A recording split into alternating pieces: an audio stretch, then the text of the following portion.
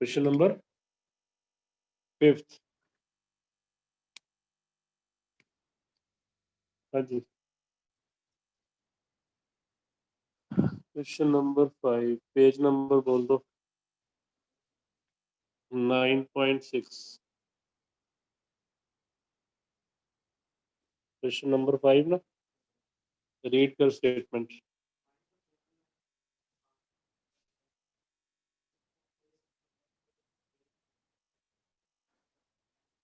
एक मिनट, इसकी मुझे फोकल लेंथ निकालनी है, पावर निकालनी है, और इसको किसके साथ कांटेक्ट में लाए? कनकेव के साथ। कनकेव का क्या दिया हुआ है? ओके, इसकी फोकल लेंथ 25 सेंटीमीटर, माइनस में लेनी होती है, तो इसकी पावर बन जाएगी 1/फोकल लेंथ, और मीटर बनाएंगे तो 100/फोकल लेंथ, तो -4D। किसकी? इसकी। आगे क्या दिया बेटे?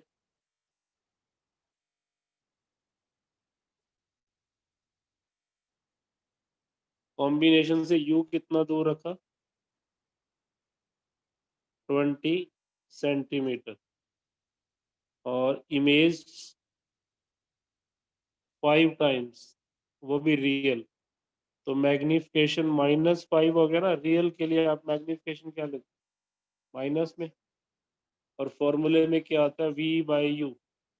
यहाँ से पहले आप फोकल लेंथ निकाल लो कॉम्बिनेशन की, तो वो आपके पास आएगा -1/U, 1/V, और 1/F। U मेरे पास माइनस का 20 है, तो V मेरे पास कितना आ गया? प्लस का 100। तो माइनस का 20, ये मेरे पास 100 इक्वल टू 1/F, तो ये बनेगा 1/20 प्लस 1/100 इक्वल टू 1/F। 100 आप एलसीएम ले लो, 6। तो फोकल लेंथ कितनी आएगी? फोकल लेंथ आएगी 50/3। ये फोकल लेंथ किसकी है? कॉम्बिनेशन की है। फोकल लेंथ किसकी है? कॉम्बिनेशन की। और हमें पता है कि 1/फोकल length of combination is equal to F1 plus F2 ना, रेसिप्रोकल ऐड कर देंगे।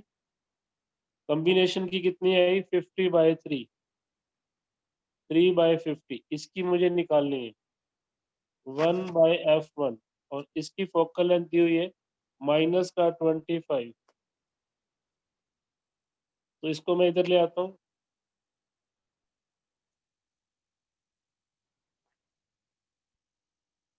50 एलसीएम ले लो, 3 + 2, 1/F। चेक करो इसका आंसर क्या है। सही। और इसकी पावर बनाओगे तो 100/F करोगे, 10D आएगा, पावर आएगा 10D। और फोकल लेंथ कितनी आएगी? 10 सेंटीमीटर।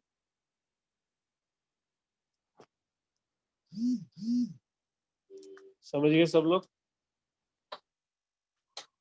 पूजा कई दिनों बाद आएगा।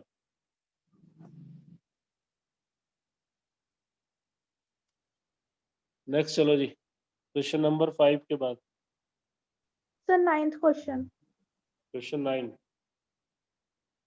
पढ़ना बेटा, किसके पास है बुक? रीड कर 9। इक्वी कन्वेक्स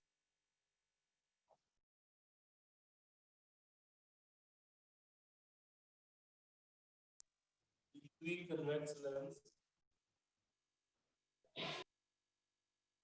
ये होता है इक्वी कन्वेक्स लेंस। आगे चलो।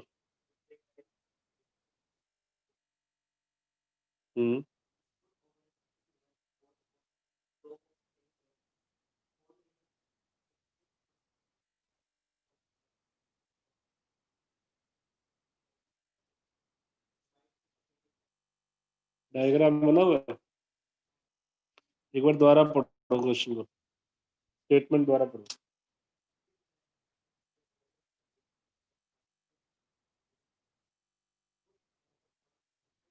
ओके ओके, पहले बना दूं।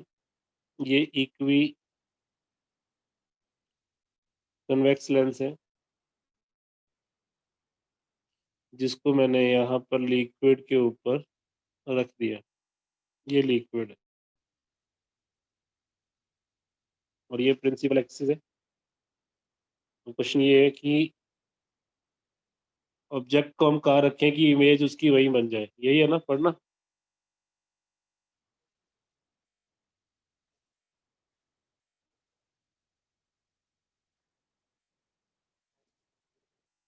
हम्म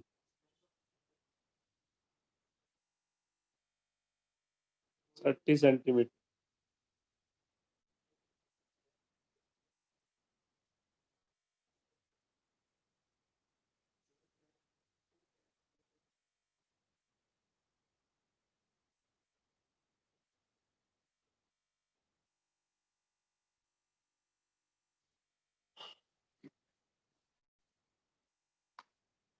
सबसे पहले तो आप फोकल लेंथ निकालो लेंस की, म्यू -1 1/r1 -1/r2। इसमें म्यू ग्लास दिया हुआ है क्या, म्यू ऑफ ग्लास लेंस बताया ग्लास का बना हुआ है या निकालना है। प्लेन मिरर तो नीचे वाला होगा ना, बीच में लिक्विड है। लेंस के बारे में कुछ बताया कि किस रिफ्रैक्टिव इंडेक्स, नहीं बताया। कोई बात नहीं, इसको मैं म्यू ग्लास ले लेता हूँ। -1 25 सेंटीमीटर इसका रेडियस है ना, 20। दूसरे को नेगेटिव लेंगे तो ये प्लस हो जाएगा 20। तो 1/फोकल length of the lens,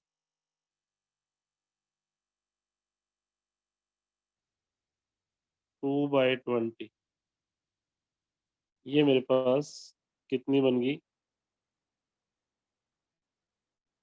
10/म्यू glass -1।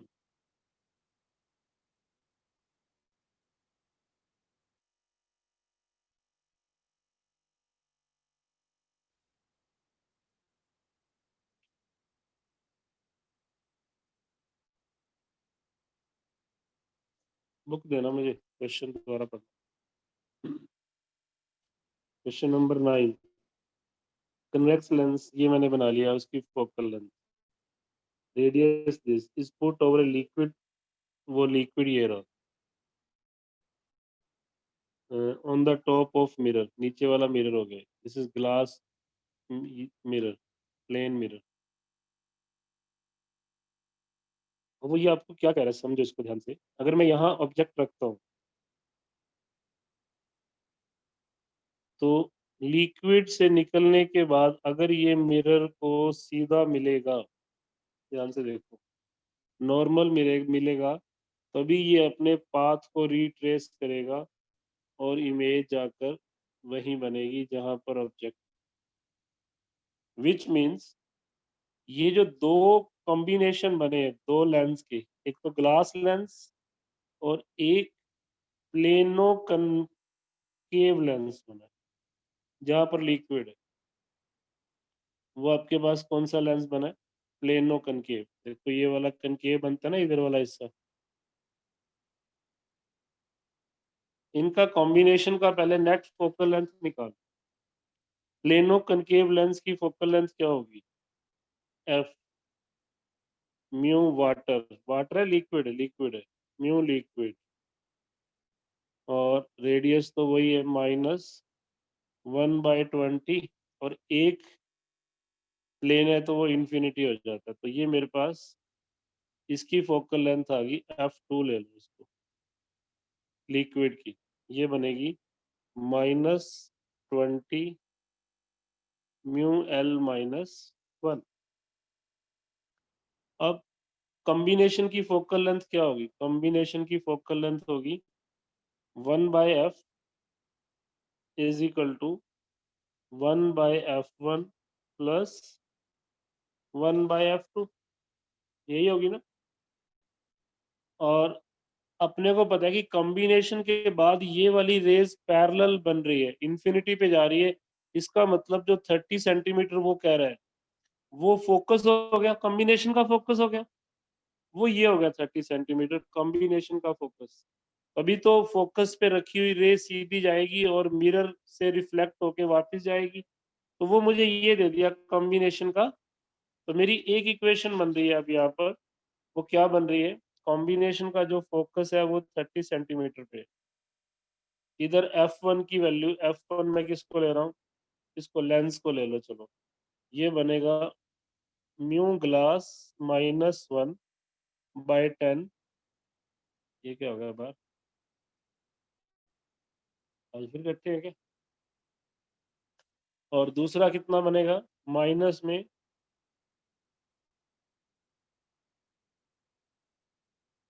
/20। बेटा इस इक्वेशन में किसी को पूछना हो तो पूछ सकता है, फिर मैं आगे बढ़ूंगा। इसका डाउट है, बहुत अच्छे लेवल का क्वेश्चन है।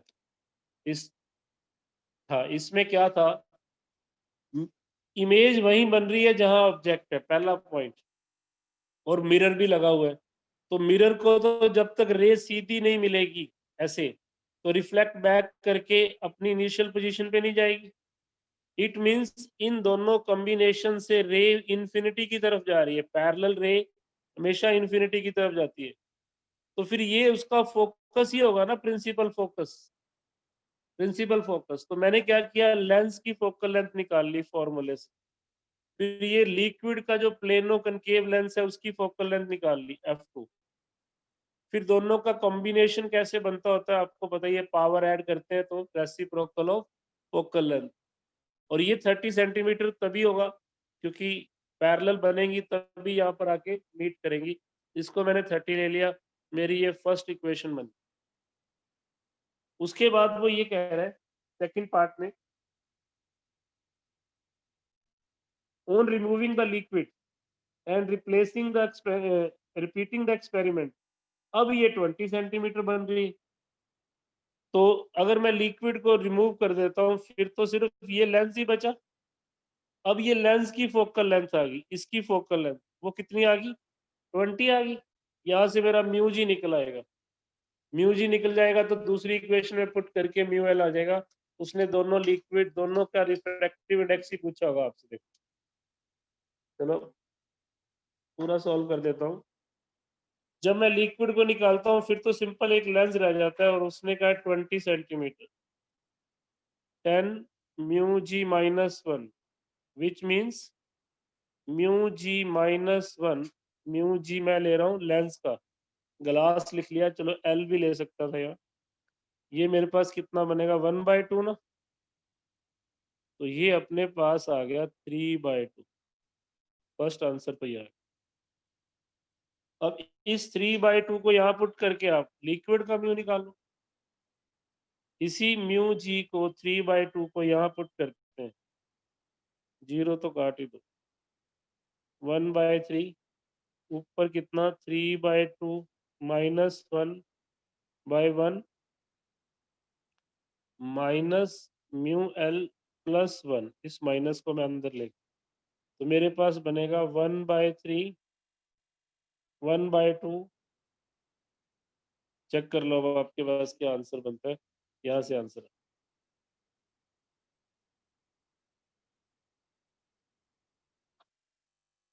बेटा क्लियर हो गया क्या सबको।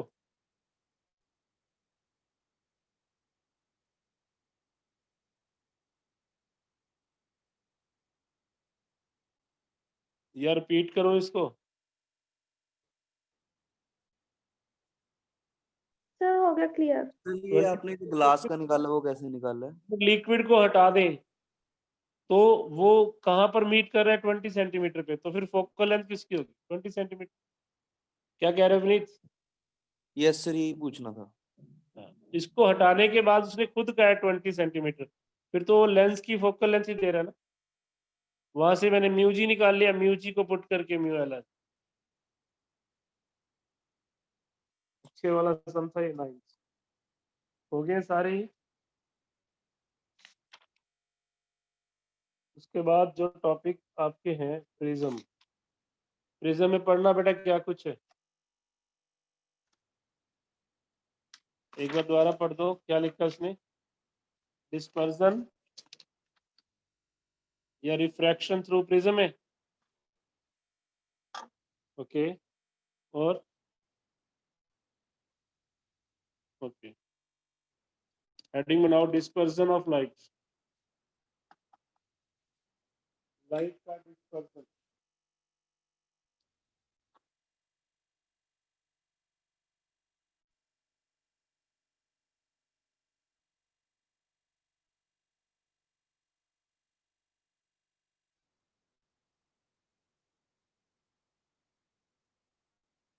डिस्पर्जन में क्या होता है कि जब कोई भी वाइट लाइट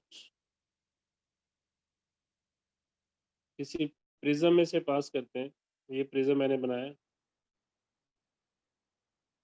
थिन प्रिज्म ले लो, चलो सेंटर से ही मैं दिखा देता हूँ, तो उसके बाद ये अपने 7 कलर में स्प्लिट हो जाए, आप 7 रंग देखते हो, रेनबो में भी देखते हो, वेव ग्योर, ऐसे आप 7 कलर को देखते हो, विच आर कॉल्ड विव ग्योर,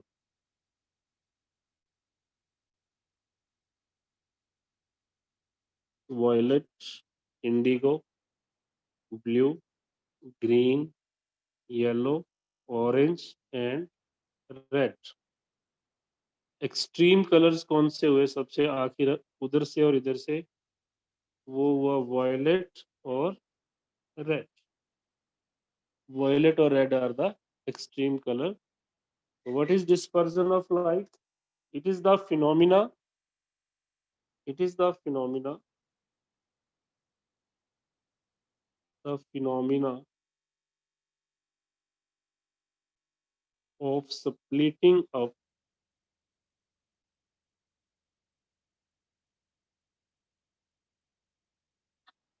phenomena of splitting up of white light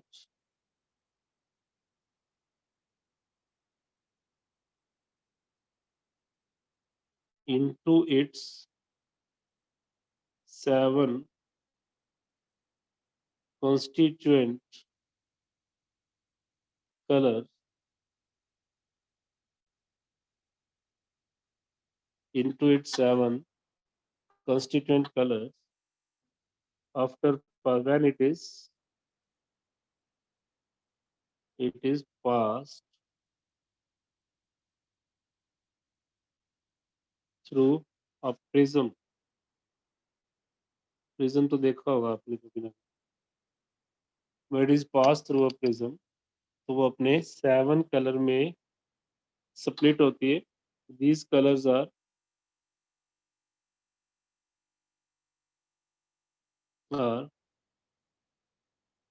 viv pure, violet to red, इस फिनोमिना को बोलते हैं डिस्पर्सन ऑफ लाइट। अब क्वेश्चन ये आता है कि डिस्पर्जन होता क्यों है, व्हाई डिस्पर्जन, वाई डिस्पर्जन को समझने से पहले हमें समझना पड़ेगा प्रिज्म को अच्छे से, प्रिज्म इक्वेशन हम ड्राइव करेंगे, उसके बाद हम बताएंगे कि डिस्पर्जन होता क्यों है। तो आप लोग हेडिंग बना लें, प्रिज्म इक्वेशन, प्रिज्म की एक इक्वेशन बनती है, थिन प्रिज्म है सिलेबस में, ये भी ध्यान, प्रिज्म इक्वेशन। अब ये इक्वेशन है क्या,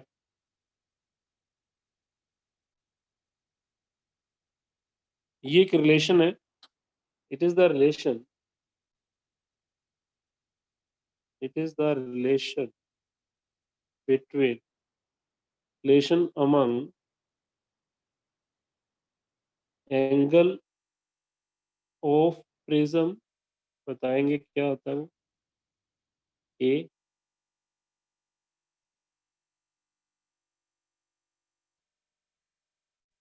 एंगल ऑफ डेविएशन को भी बताऊंगा मैं आपको, डेविएशन डेल्टा से डिनोट करूंगा मैं इसको।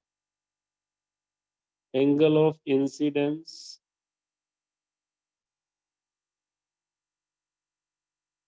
I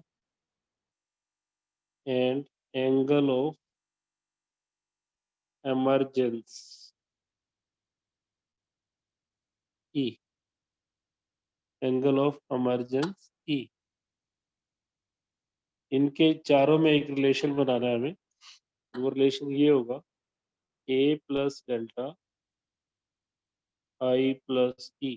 ये मुझे ड्राइव करना है, फिर इसका यूज करना है। A plus delta I plus E, इसको बोलते हैं prism equation. A plus delta I plus E। तो इसको मैं ड्राइव कर रहा हूँ डेरिवेशन।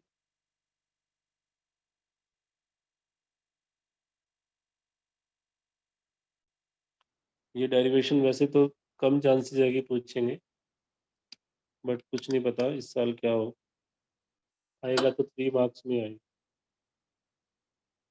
तो let us take a prism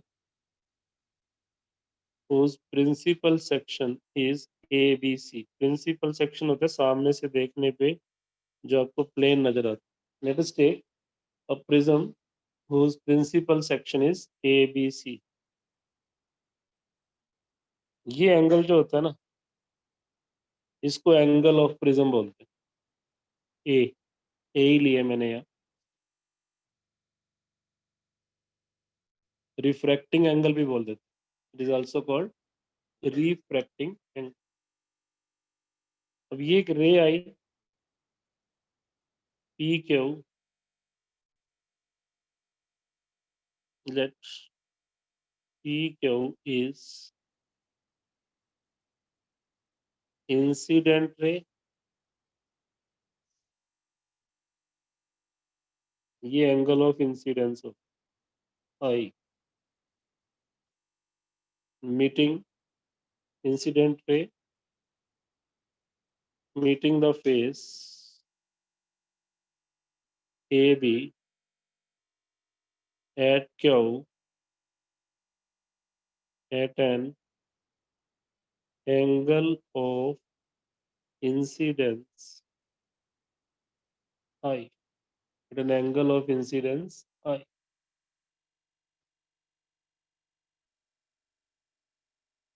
angle of incidence I।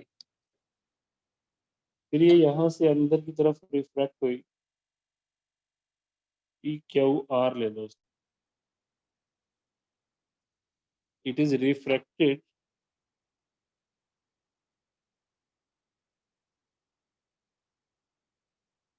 along Q are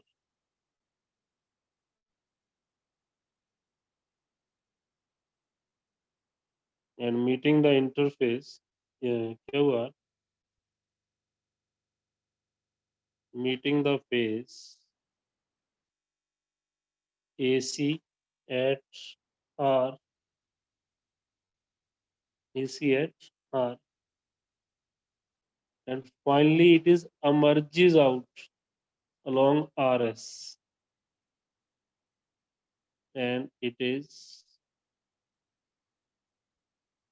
emerges out along RS। इसको बोलते हैं emerging angle। at an angle of emergence, बाहर निकलने को बोलते हैं at an angle of emergence E। क्योंकि मुझे रिलेशन किन किन में बनाना है, आई ई ए मैंने बता ही दिया, ए एंगल ऑफ प्रिज्म होगा। अब डेल्टा क्या होगा, जिसको मैंने डेविएशन बोला है। देखो इस रे का एक्चुअल पाथ ये था, अगर ये प्रिज्म ना होता ना तो ये रे इधर जानी थी, बट प्रिज्म के होने के बाद ये रे इस डायरेक्शन में जा रही है। तो ये अपने पाथ से कितना डेविएट हुई, इसको नाम दे दो, इसको भी कोई नाम दे दो ओ, और एस के बाद टी नाम दे दो। इस पॉइंट ये जो एंगल है ना, इसको बोलते हैं एंगल ऑफ डेविएशन। अगर प्रिज्म ना होता तो इसको जाना था ऐसे सीधा, बट प्रिज्म होने के बाद ये जा रही है इधर, तो प्रिज्म ने इसको कितना डेविएट कर दिया अपने पाथ से, उसको मैंने नाम दिया डेल्टा। ठीक है, let delta be the angle of deviation, be the angle of deviation as shown. मैंने डायग्राम में बता कौन सा है, and A be the angle of prism, A be the angle of prism.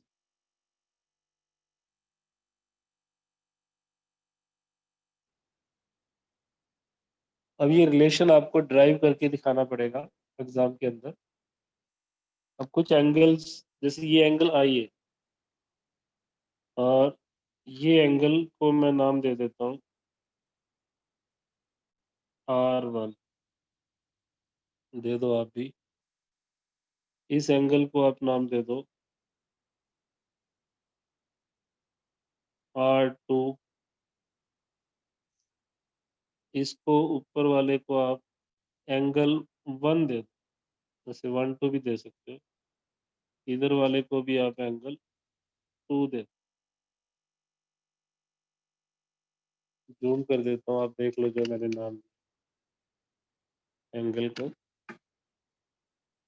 ये मैंने इसके नेम 1 2 R1 R2 आई ई तो मैंने लिख दिया लैंग्वेज में, ए डेल्टा बी, बाकी के मैंने यहाँ पर उनको नाम दे दिया।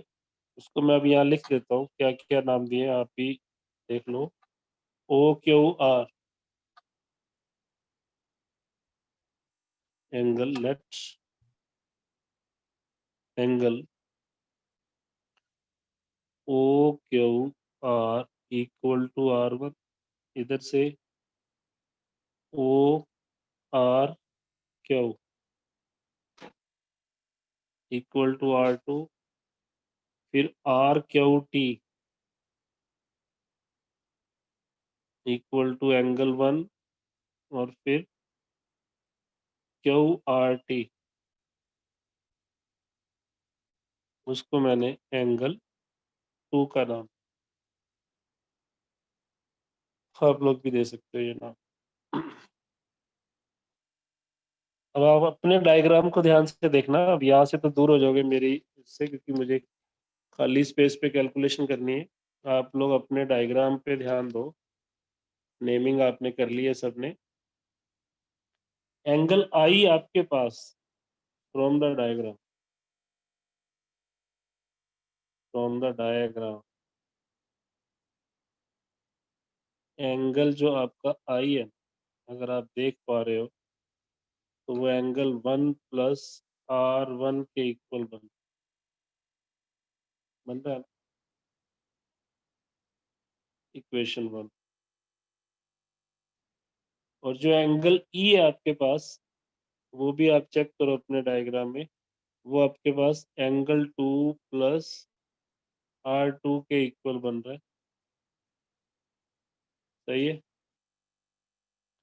तीसरा एंगल डेल्टा देखो, external angle is the sum of internal angle, angle 1 + angle 2 ना, ये थर्ड के ब्रैकेट में लिख दो, external angle is equal to sum of interior angle, वो आपको पता ही है क्या। अब 1 2 और 3 को अगर ध्यान से देखा जाए, 1 और 2 को अगर मैं ऐड करता हूँ, तो मेरे पास 1 + 2 + R1 + R2 बनता है, और 1 + 2 की जगह पे डेल्टा पुट करता हूँ, तो मेरे पास बनेगा I + E is equal to delta + R1 + R2 from equation 1 2 and 3, from equation 1 2 and 3, क्योंकि जो मुझे प्रूव करना है उन वेरिएबल को तो मुझे लेना ही है। I plus E is equal to delta plus R1 plus R। Check करो सब बच्चे ये वाली चीज, I plus E is equal to delta plus R1 plus R। Clear है सबको ये? ठीक है यहाँ तक? अब मेरे प्रूफ में 4 वेरिएबल थे, 3 तो मेरे आगे, चौथा ए रह गया ना, इनकी जगह पे ए लाना है किसी तरीके से। अब आप डायग्राम में देखो, इस डायग्राम में R1 R2 और O का सम कितना बनेगा? 180। और ये एक साइक्लिक क्वाड्रिलेटरल बनता है प्रिज्म के केस में। साइक्लिक क्वाड्रिलेटरल अगर आपने थ्योरम पढ़ी हो तो अपोजिट एंगल का सम भी 180 है। तो पहले तो आप इस ट्रायंगल में देखो, in triangle QOR, in triangle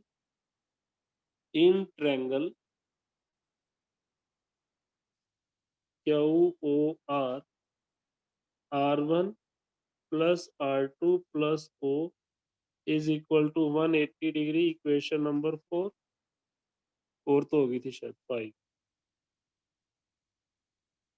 अब लिखो AQOR is a cyclic quadrilateral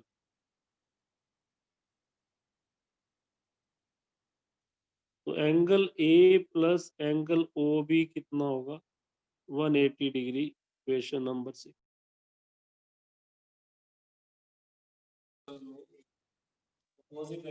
कितना होता है?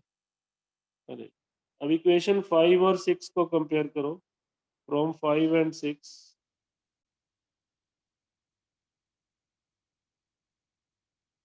ए किसके इक्वल आ गया? R1 plus R2। और इसकी वैल्यू इक्वेशन नंबर 4 में पुट कर दो। कैरी 4 यूजिंग 7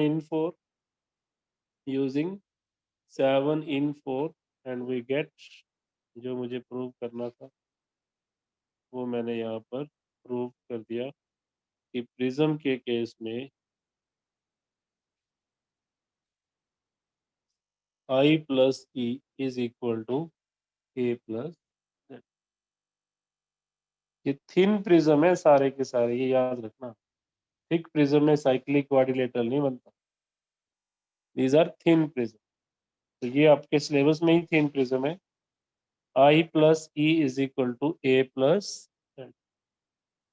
सिंपल मैथमेटिक्स है, रिपीट करने की जरूरत तो नहीं है शायद, थ्योरम्स ही हैं सारी, आप लगाते ही रहे।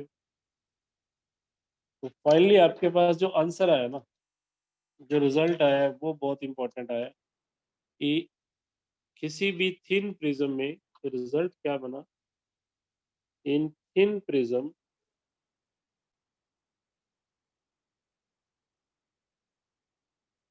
A plus delta is equal to I plus E। A plus delta is equal to I plus E। एक बार चेक कर लो बेटा सब लोग, किसी को डाउट हो इस एक्सप्रेशन में तो पूछ लेना।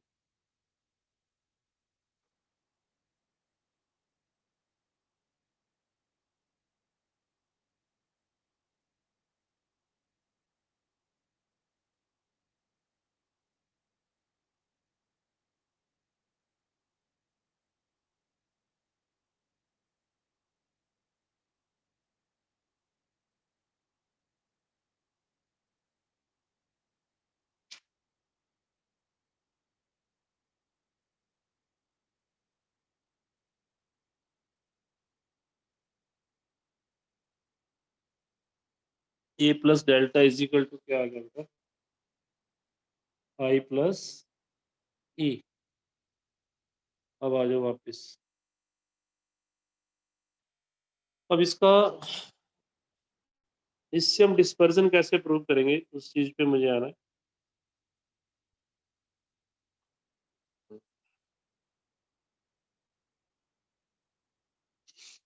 ये जो अपन ने अभी प्रिज्म किया था, थिन प्रिज्म,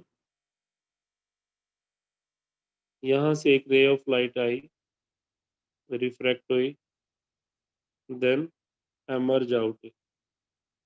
इसको मैंने लिया था एंगल ऑफ इंसिडेंस, और ये R1 आपके पास क्या था, एंगल ऑफ रिफ्रैक्शन था ना। ये थिन प्रिज्म में ये एंगल भी स्मॉल ही होता है, तो कंटिन्यूटी में लिखते जाओ आप, एज एंगल्स आर स्मॉल, या हमने लेट कर लिया कि एंगल स्मॉल है, तो जो स्नेल्स लॉ है ना, फिर साइन आई भी आई रह जाता, म्यू टू R1, वो अपने रिफ्रैक्शन में भी किया था ये, mu one I is equal to mu two R1। तो आई मेरे पास किसके इक्वल आ गया, mu two by mu one R1, और mu two by mu one को हम म्यू लिख सकते हैं इन जनरल, रिलेटिव होगा ना, म्यू R1। अब मैं इस आर्टिकल को ना अलग से एक नाम दूंगा, यहाँ से शुरू करूंगा, इक्वेशन इसको 1 ले लिया, मैं एक रिलेशन बना रहा हूँ, आर्टिकल का नाम आप लिख लो, relation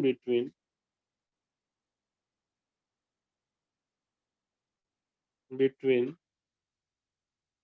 angle of deviation, relative refractive index and angle of prism, इनके बीच में एक रिलेशन बना, डेल्टा म्यू एंड ए। तो I is equal to mu R1 आ गया। सिमिलरली इधर आपके पास ये एंगल मैंने R2 लिया था, और ये एंगल ई था, सिमिलरली ई किसके इक्वल आ जाएगा, अब करके देख लो, स्नेल्स लॉ लगा लो, E is equal to mu R2। ये कौन से लॉ से आया, फ्रॉम, क्योंकि ये प्रूफ आपसे एग्जाम में नहीं आएगा, बट इसका यूज है, इसलिए मैं लेट वेट कुछ नहीं कर रहा हूँ, सिर्फ इसको स्टार लगा के सॉल्व कर रहा हूँ, स्नेल्स लॉ,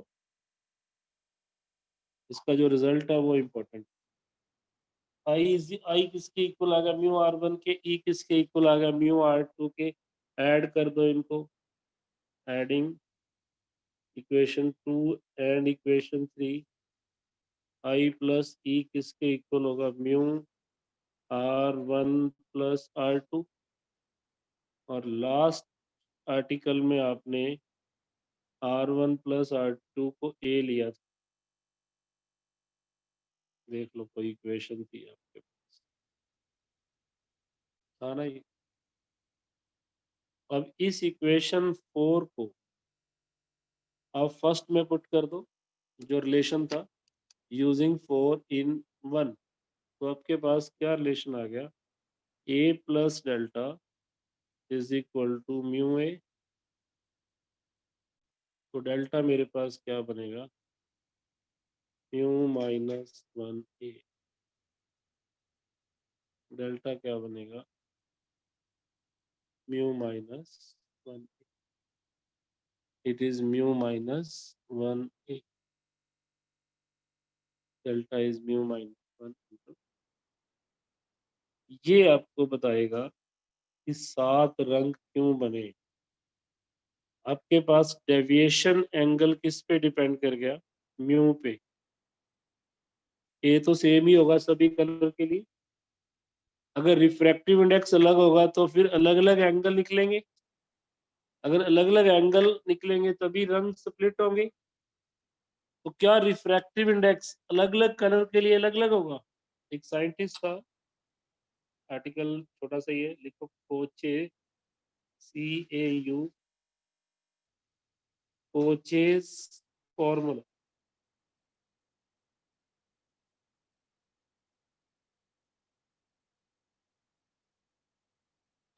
कोचेस मैथमेटिशियन थे, काफी थ्योरम आती हैं बड़ी क्लासेस में, कोचेस थ्योरम, एक्सप्रेशंस भी, तो इन्होंने एक ऑब्जर्वेशन के बेस पे एक फॉर्मूला दिया, अकॉर्डिंग टू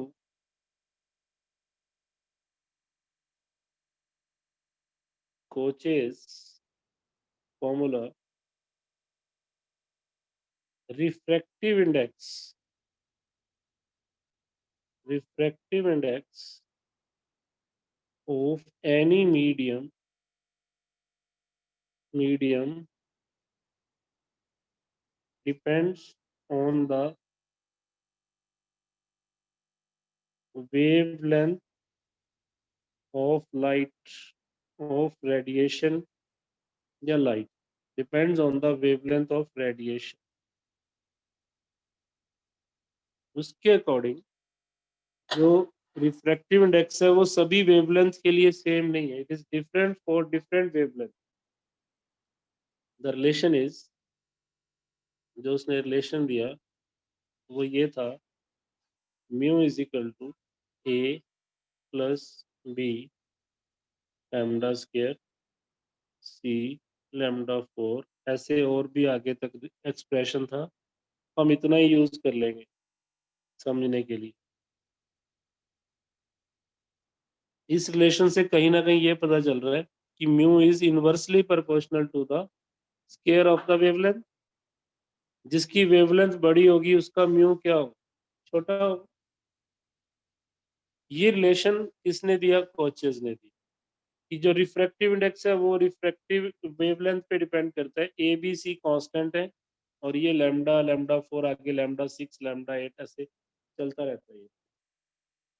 तो इस रिलेशन से हमने क्या कंक्लूड किया, as lambda red is greater than lambda violet. सबसे बड़ा कलर कौन सा होता है, रेड होता है. So mu red is less than mu violet from this relation.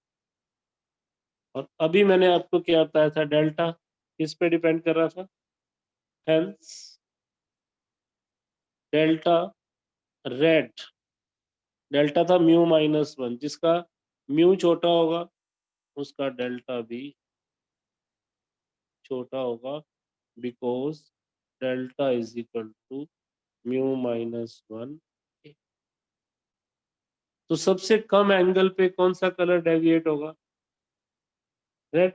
और सबसे ज्यादा एंगल पे कौन सा कलर डेविएट होगा, वायलेट. यही रीजन था. Hence delta R is less than delta violet. तो different colours deviate by different different angles. This is the cause of dispersion. This is the cause of dispersion. Dispersion होने का कारण क्या हुआ, different colour different angle पे deviate होंगे.